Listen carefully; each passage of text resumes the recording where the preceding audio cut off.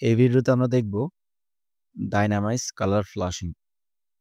মানে আমার মোটরটা যখন চলবে তখন আমার HMI তে একটা ল্যাম্প বা ইন্ডিকেটর সেটার কালারটা চেঞ্জ করব আমি। তাহলে এটার জন্য আমরা বেসিক এলিমেন্ট থেকে একটা সার্কেল নিলাম। এই সার্কেলটা আমি একটু রিসাইজ করে নিতে পারবো আমার ইচ্ছামতো।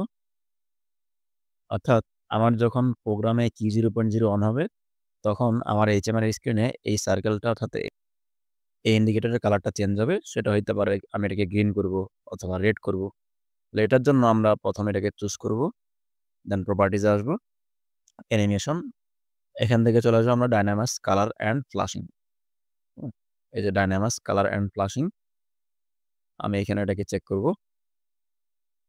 দেন আমি আসলে ট্যাগটা কার সাথে আমি এই অ্যানিমেশনটা করব। তাহলে আমি 3 ডটে ক্লিক করে লিস্টে আসবো। অবশ্যই PLC ট্যাগ থেকে আমার Q0.0 কে আমি ট্যাগ করে দিলাম। নিচের রেঞ্জ মানে 0 অবস্থায় কি কালার হবে এবং 1 অবস্থায় কি কালার হবে। সো আমি 0 অবস্থায় কালারটাকে আমি রাখলাম রেড এবং 1 অবস্থায় এই কালারটা রাখলাম আমি গ্রিন। কেমন?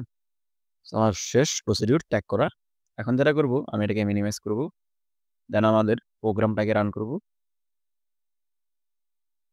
এরপর আমি HMI তে এসে HMI এর সিমুলেশনটাকে রান করে দিব।